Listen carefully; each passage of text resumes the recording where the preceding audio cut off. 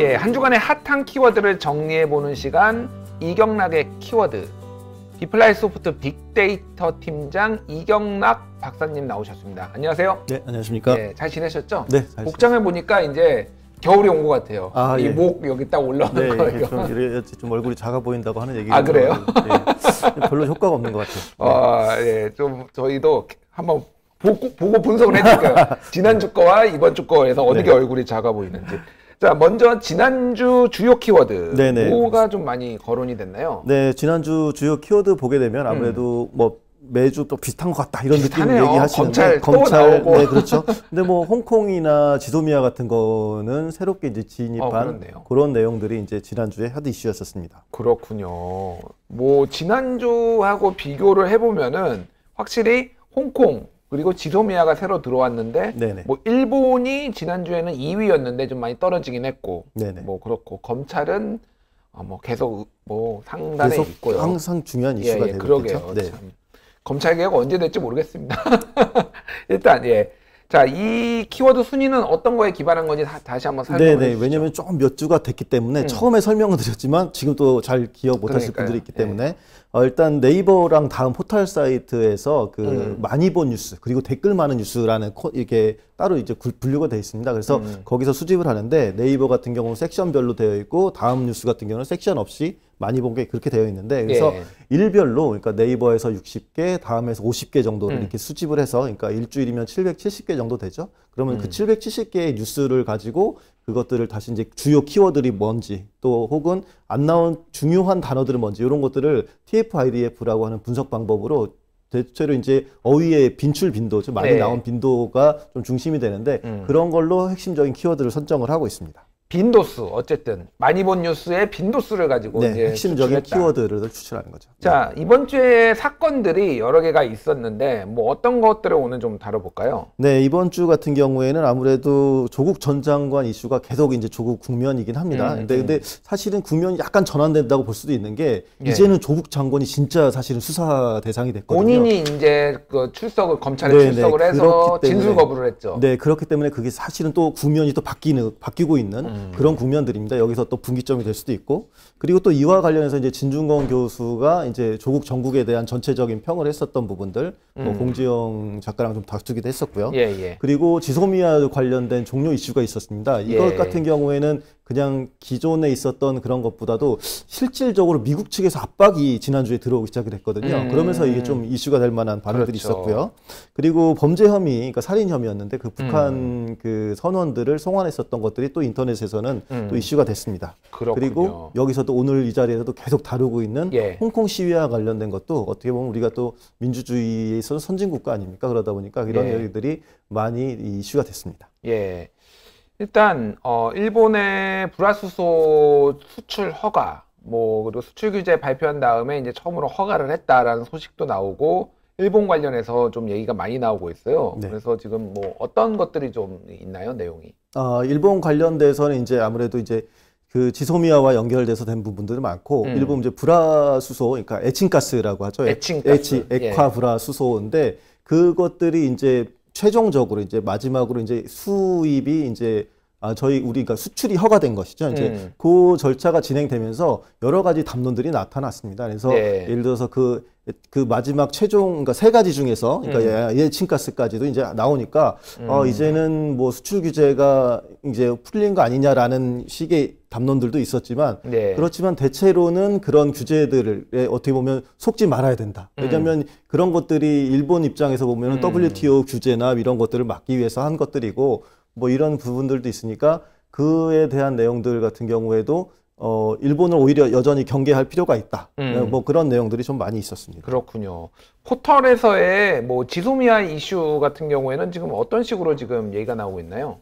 네, 지소미아 이슈 같은 경우를 포털 사이트 보게 되면 아무래도 이제 지난번 이제 미국 관련돼서 미국의 이제 그 내용들, 미국에서 한미연합사령부에서 나왔었던 내용들이 이제 주로 나가게 됐습니다. 그래서 미국의 이제 적극적인 논평들이 좀 나왔어요. 그러니까 로버트 에이브럼스 그 한미 연합사령관이 얼마 전에 취임 1주년을 맞이했는데 그때 기자회견에서 그런 얘기를 합니다. 그러니까 지소미아를 이렇게 종료하게 되면 그리고 주변국에 우리가 약하다는 그런 잘못된 그런 메시지를 줄 수 있다. 뭐 이런 식으로 이제 우려를 직접적으로 이제 전달을 했었거든요. 그리고 지금 키워드들을 보니까 지소미아에서 한일 관계 얘기인데 미국이 네네. 어마어마하게 크네요. 네네, 그리고 그렇습니다. 그 위에는 미군 철수. 네네네. 그렇게 이게 방위비 분담금하고 지금 같이 뭔가 연관이 네, 돼서 같이 나오는 엮여 거죠? 있습니다. 그러니까 지난주 같은 경우는 제가 초기에도 말씀을 드렸지만 예. 그냥 지소미아 뭐 종료 시점에 대한 거 그리고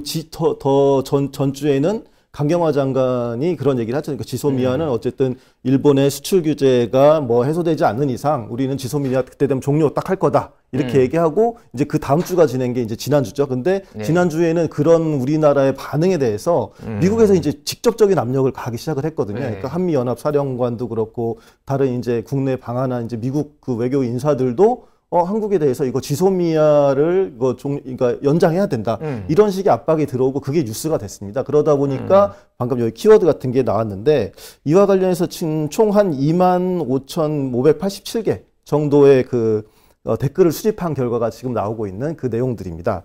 그래서 이와 관련해서 그 네티즌들 표현 보게 되면 댓글 보면 뭐 굉장히 더 심하기도 한데 양키라는 표현도 이제 적극적으로 나오기 시작했죠. 양키. 네. 오랜만에 듣네요. 양키 고홈. 예, 옛날에. 실제로 양키 고홈이라고 표현이 되어 있고 그래요? 예. 그걸 영어로 막 굉장히 길게 써놓은 분들도 있습니다. 왜 가야 되는지 우리가 자주국방을 해야 된다 뭐 이런 식의 내용들이 많이 있습니다. 그렇군요. 어쨌든 전반적으로 보면은 반미 감정이 좀 많이 커진 것 같아요. 네네, 그렇습니다. 예. 그것들을 이제 네트워크 보게 되면 분석을 한번 보시죠. 좀 더 뚜렷하게 드러나고 있습니다. 예. 그래서 전반적으로 이제 우리나라의 입장이죠. 지소미아 연장은 일본 경제 제재에 대해서 일본 경제 제재가 해제되지 않는 이상은 그런 어렵다라는 입장들을 이제 계속해서 재확인되고 있습니다. 그 댓글 내에서도.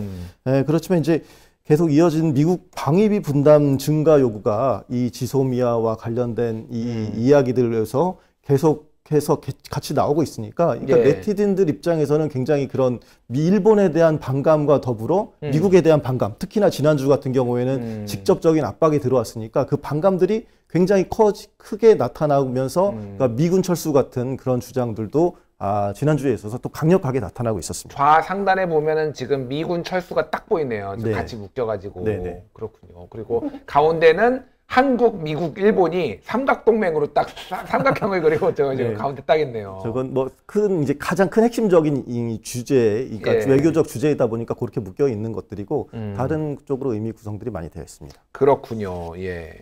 저 뭐 조국 장관과 관련해서는 뭐 어떤 것들이 지금 뭐 있었나요? 조국 장관과 관련된 이슈는 아무래도 아까 처음에 말씀드렸지만 이제 진술 거부와 관련된 사안들이 있었습니다. 그러니까 진술 거부 내용들 그리고 그와 관련해서 또 관련된 진 교수님이죠. 진중권 교수님. 갑자기 왜 성함이 생각이 안 나는지 모르겠어요. 가끔 저도 그래서 나이가 먹으면 갑자기 생각이 안 나요. 나이는 비밀로 하고 싶습니다만 아무튼 그래서 이제 진중권 교수의 발언 같은 것들이 많이 나왔습니다. 그래서 지금 다 있지만 이번에도 이제 네이버와 다음을 이제 따로 살펴봤습니다. 왜냐하면 이제 아무래도 조국 장관 같은 이슈는 그러니까 네이버랑 다음이 좀 다르게 나타나는 경향이 있어서 많이 다르게 나오죠. 네, 그렇습니다. 아무래도 이제 네이버는 좀 부정적인 이슈들이 많이 있었습니다. 그래서 아무래도 조국 장관에 대해서 이제 비판하고 험담하는 그런 내용들이 많이 있었고요. 그리고 그거에 대한 네트워크를 보게 되더라도 조국 장관에 대한 부정적인 이슈들이 많이 나와 있었습니다. 예를 들어서 그 진술 거부한 것들에 대해서 비판하는 내용들이 뭐냐면, 그러니까 어떻게 보면은 네이버에서 가장 많은 공감을 받은 댓글이 이런 내용입니다. 예를 들어서 모든 것이 사실인데 할 말이 없을 거다. 뭐 이런 식으로 해서 그 진술 거부권 하는 이유들을 이제 그렇게 들기도 하고, 검찰 가서 소명을 하기로 해놓고 그 진술을 거부한 거, 이것들은 일종의 언행 불일치 아니냐라는 식의 이제 비판들이 있었습니다. 그렇지만 이제 전체적으로 네이버에서도 그러니까 검찰을 비판도 많이 하고 그리고 자유한국당 의원들을 이제 모르쇠하는 자유한국당 의원들에 대해서는 검찰이 수사하지 않는 내용들 이런 것들을 또 끄집어내서 비판하는 내용들도 상당히 있었습니다. 그렇군요. 뭐 다음 같은 경우에는 아무래도 좀 더 긍정적인 내용이 좀 더 있었겠죠, 그러면? 네, 그렇습니다. 다음 같은 경우에는 아무래도 검찰에 대해서 이제 공수처 설치 같은 검찰 개혁에 대한 논의들이 많이 나와 있고, 예. 그리고 그 조사 내용들에 대해서도 좀 그 비판적으로 보는 수준이 좀 많이 낮습니다. 그러니까 그렇기 때문에 이제 전체적으로는 검찰 개혁이 여전히 필요하다라는 것들이 아직 남아 있고, 그런데 과거에 비해서 다음과 네이버의 댓글의 그런 어떤 정파적 성향의 차이는 좀 상당히 좀 줄어들어 있는. 예전보다는 많이 좀 줄어든 차이. 예전에는 거의 극과 극이었잖아요. 극이었습니다. 근데 네. 지금은 이제 그 정도는 조금씩 줄어들고 실제로 있다. 나타난 어휘들을 보게 되면 예. 핵심 어휘들은 그렇게 큰 차이들은 많이 나타나지 않겠습니다. 알겠습니다. 뭐 홍콩 시위와 관련해서도 뭐가 뭐 따로 준비된 게 있나요? 예. 저 홍콩 시위는 오늘도 사실 많이 말씀을 나누셨지만 조금 약간 특이한 내용들이 있습니다. 그러니까 홍콩 시위 관련돼 보게 되면 전두환이라는 글씨가 있네요. 의외의 내용들. 그러니까 왜냐하면 저희가 항상 말씀드리지만 지금 이 인터넷 댓글과 관련해서 하는 내용들은 뭐 정제되어 있는 여론이라고 보기보다는 사실 네티즌들의 뭐 굉장히 감성적인 것들이 반영되어 있는 일종의 반응, 시대적인 반응이거든요. 그런 내용으로 봤을 때 좀 이해를 해주실 필요가 있겠고, 그래서 홍콩 사태와 관련해서 그럼 네티즌들은 어떤 반응인가를 보기 위해서 어떤 뉴스를 수집했냐면, 홍콩과 관련돼서 뉴스 중에서 뭐 많이 있었습니다. 뭐 여학생이 성폭행 의혹 뭐 이런 것들도 있었지만 제일 이제 핵심적으로 다뤘던 게 실제 총을 맞았었던 사건들 있잖아요. 그러니까 시위대에게 바로 앞에서 복부를 겨냥을 했었던 그 사건에 대해서 영상도 있었고 뉴스도 있었는데 그에 대한 뉴스의 댓글들을 수집한 것이었습니다. 그러니까 굉장히 총을 쏘는 모습이라는 것들이 굉장히 자극적이기도 하죠. 예전에 뭐 이를테면 5.18 이런 거를 연상하게 하는. 바로 그렇습니다. 그렇다 보니까 대체로 그 안에서 연상되는 내용들이 대부분 홍콩 경찰, 그러니까 중국 홍콩의 이런 문제를 하면서 최근에 또 지난주 같은 경우에도 전두환 전 대통령 이슈가 좀 있었지 않습니까? 골프장에서. 그런 것들을 보니까 5.18 광주 민주화 운동 그리고 광주 사태의 그런 희생을 생각하는 것들이 바로바로 인식이 됐던 모양이고, 그리고 그것과 관련해서 전두환 씨를 떠올리는 경우들이 굉장히 이 댓글 반응에서 굉장히 많았습니다. 아니 저는 뭐 다 이해는 가는데 조선일보는 왜 들어갔나요? 지금 좀 특이한 건데 이거 약간 조선일보 왜 이런 일이 있냐면 이거 굉장히 의외이고 이제 분석적으로 볼 필요가 있는데 이 보도가 조선일보에서도 나왔거든요. 근데 다음 포털에서 보면 조선일보 기사를 보고 사람들이 쓴 댓글이, 그러니까 사실은 조선일보라는 걸 안 봐도 되는데 그 내용들은 사실은 제대로 전한 거거든요. 굉장히 심층적으로 홍콩에서 이런 일이 있고 이런 객관적이고 심층적으로 홍콩 사태를 전했는데 네티즌들이 굉장히 오랫동안 쌓여 있었던 조선일보의 반감을 거기다 다 풀어놨습니다. 예를 들어서 조선일보가 이런 민주화 운동에서 니네가 이걸 다룰 자격이 있느냐.